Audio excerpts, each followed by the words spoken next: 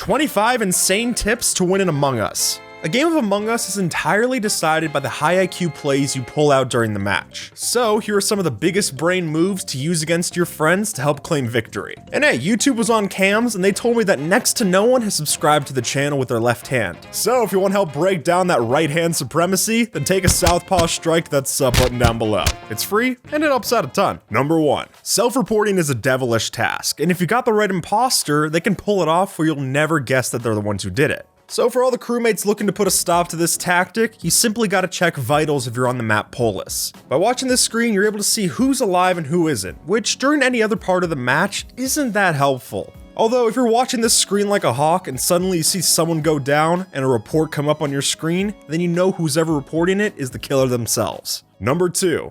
By the nature of this game, of course, everyone's gonna seem a little suspicious to you, but if someone's particularly throwing something off on your radar, make sure to watch them do a short task and see if that bar up on the top moves any. If it goes up, then you know that they're confirmed innocent, but if it doesn't, then you know who to point fingers at for the next meeting. That's the thing though, it has to be a short task. If you watch them do a long task with 2 parts, then you have to remember that it only goes up on the bar after they do the second part. Otherwise, you're just ratting out people who didn't get to finish the job yet. Number 3. If you're playing the game on a mobile device, then make sure to tab out and go and search up Unicode U+3164. Copy and paste that into your name in Among Us, and sure enough, you'll have an invisible name that's completely blank to all other players, not just those on mobile. Now as the killer, you can hide behind different parts of the scenery to get stealth kills, or even just hiding behind your other friends to get sneaky reports. It's a pretty great tactic, although it is a little cheaty, so make sure it's cool with the other people in the lobby before you use it.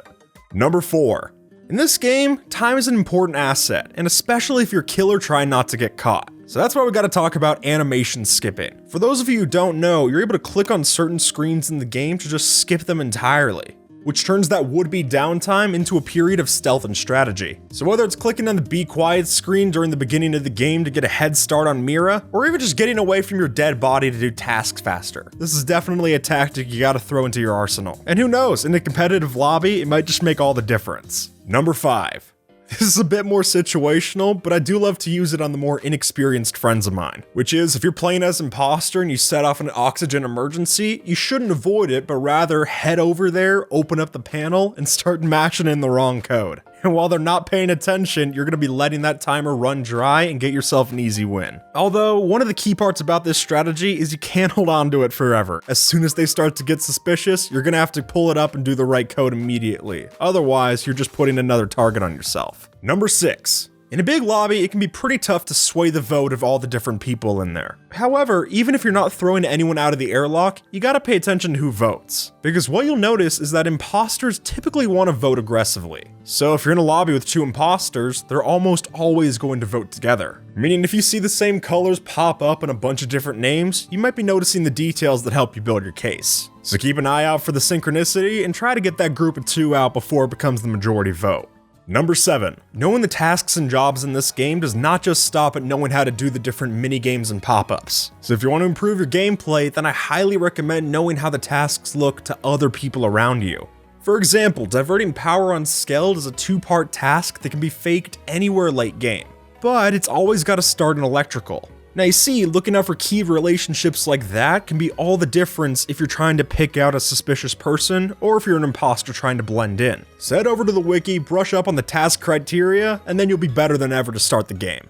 Number 8. As an innocent crewmate, it's not only important to figure out who to vote out in the emergency meetings, but also when to vote. Because, as you'll find out, there's some numbers that are strategically bad to vote on. So if you're entering into a call with 7 players left with 2 imposters or 4 players left when there's 1, it's probably for the best that you just skip the vote and went on to the next one. Even though you do have a shot in the dark to pick out the right person or people in that bunch, it's statistically low, and in fact, you're actually giving them a better shot if you vote out the wrong person to get the kills next round and end the game quicker. Number 9. While the admin table can be useful to help out some of the crewmates know where their other buddies are, it's undeniably better for the imposter if you're trying to monitor crewmate traffic. With this, you're able to see who's splitting off from the pack and exactly where they're going to be, which is helpful if you want to have an unseen kill. But also, as the silent killer, it can be pretty helpful to know which rooms were empty for most of the round, so then you can always have your alibi set up during the meetings. Oh, no one is in storage for the round? Wrong. Now you were for the entire game. See how it works? Number 10. When you're playing with 2 imposters and find yourself in a group of 4, it's a pretty tense situation. So if you're trying to get out of it with you still surviving, then you might want to try spamming the report button as much as possible. Because if you're lucky, you might just have the chance to identify a mistimed double kill. And more importantly, with that information, you can just as easily point out both imposters at once. I wouldn't exactly say hinge your whole strategy on this little tip, but in those situations where you've got nothing left to lose, this might just give you everything you need to win. Number 11. For all you imposter hopefuls out there, clearly the cameras are some of your most crucial enemies. However, if 2 of the crewmates are tabbed into the security feed, they might just give you an opportunity instead. You see, if you were to kill one of them while both of them are watching the screen and then self-report, you're putting yourself in a high-risk, high-reward strategy. Sure, you're right in the room with the body, but also, now you've got a surviving crewmate that's unknowingly standing directly over a dead corpse. And if you know your way to talk around certain situations, you might have just framed them for the perfect kill. And even better, you got one of the camera campers off your back. Number 12. When you're running around as the imposter, one of the key things you're looking out for is the perfect opportunity when to kill. But in tandem with, and maybe even more importantly so, you've got to know exactly who to kill from the lineup. The strategy you gotta follow here is to kill off skilled crewmates who know more about the game than they should, and even better, you should frame the already suspicious ones and then let the crew do the work for you. If you put that poor soul in an even unluckier situation, you might just get one other person out of the ship, and your hand's completely free for doing it. Number 13. Trust is the most important currency in Among Us. So if you're thinking long term, you've always got to work to build it up with the other crewmates. Meaning, as an innocent, it's very difficult to get killed while in a group. So if you start to run with one, you might just help your chances of surviving another day. And on the other end of the coin, manipulating a crewmate by running with them and seeming innocent for most of the game could very well be the difference in a crucial vote. Keep in mind that building the relationships of trust in this is the difference between losing and winning a game of Among Us. Number 14. 2 imposters in a match can be a huge threat. And one of the biggest reasons for that is that each of them can give the other an alibi. So if you're an innocent and you see the same 2 people going together, whether that's in meetings or even just physically going to tasks together, you might be discovering the killers in disguise. So keep your eye on that crew, and whenever possible, try to throw off that group of 2 as much as possible, whether that's by having extra people join them to their activities or throwing one of them out of the airlock. Number 15. As an imposter trying to blend in, faking tasks has to be part of your daily routine. Although, if your crewmates are starting to metagame and you notice that they're starting to watch the taskbar at the top to find any liars, then you better switch from faking short tasks straight over to the long ones. However, if you're gonna pull it off right, you gotta make sure to not get the order of the parts mixed up. Because if you slip up and say that you're trying to download data in admin, yeah, you can say goodbye to the ship and hello to the cold blackness of space. It's your new home. Number 16. Polis might just stand out as one of the most visually confusing maps in the game right now, especially to newcomers. Although, all that extra visual flair that the developers threw in gives you the perfect opportunity to get some really stealthy kills. And my personal favorite might just have to be this rock out on the surface. If you manage to bait one of the other players behind the rock texture and then kill them, then you're in luck, because anyone that runs by is not going to notice the dead corpse hiding behind that rock if they can't even see it. Just as long as they don't notice the obvious report button on their screen. Number 17. While killing is the most obvious task for the imposter to do, it might not be the smartest in their toolkit. For that, I'm gonna have to give the crown to sabotage, because by making this your main focus, you're able to throw off the actual evidence that the crewmate has when they're coming to meetings. Especially if you're focusing on sabotaging the lights. Not only does that give you better opportunities to kill, but also if they're coming into the meetings with no clue of who to trust because they couldn't see anything, that makes your wide range of imposter vision even more of an advantage. Number 18. For the smart killer, crowds are your protection. So if you're able to get everyone into a clump, then it's great to kill everyone in this situation because they're not going to be able to figure out who did the deed. So how do you set up these situations? Well, a great way is to either sabotage the comms or the lights to get everyone grouped up in a singular location to try and fix it. And as soon as they are, shuffle yourself into the deck and slit their neck. It's easy as that. Number 19.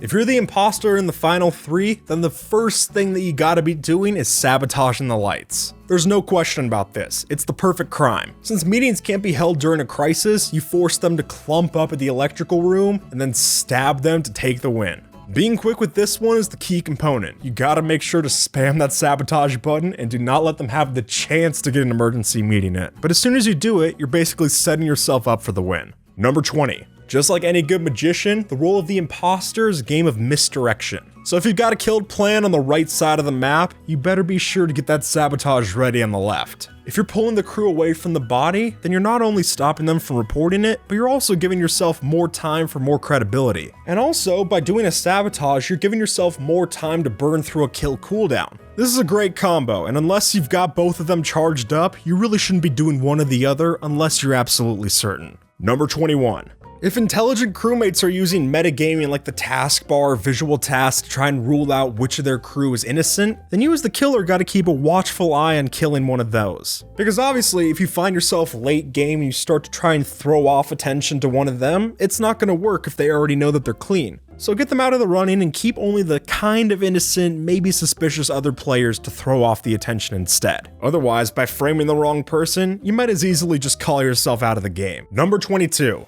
Sometimes the best things to say in a meeting is complete silence. And this goes tenfold for the killer. If you're in a crowded lobby with a lot of accusations being thrown around early game, you should not be trying to speak up and dogpile, but instead keep a low profile, let your mic stay muted, and only talk when spoken to.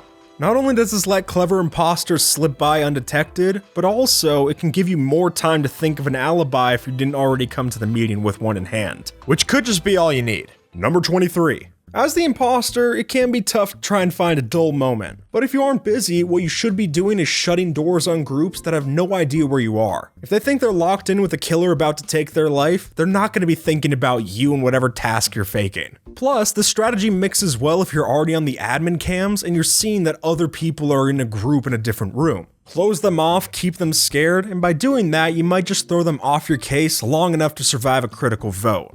Number 24. This might seem counterintuitive, but you really don't want to come into a call with an accusation in hand. By speaking your accusation, you're just putting a spotlight right on you for an array of questions you might not be able to answer. So instead, what you should be doing is supporting the voting of either someone who's accused or in fact the person who accused them. In both of those scenarios, it's equally possible to make both sides of that equation seem suspicious. Meaning you can push the blame to either one and coordinate an attack to get them off the ship and have one less body to deal with. Number 25. Standing AFK falls under the long list in the category of sus, which means if you've got a sabotage planned, then you should not for a second stop moving to do it. Experienced players are going to piece it together that if you stopped moving and then the lights turned off a few frames afterward, it must have been you who did it. So the key strategy here is just to sabotage while you're moving around the map. I think that's your best pick.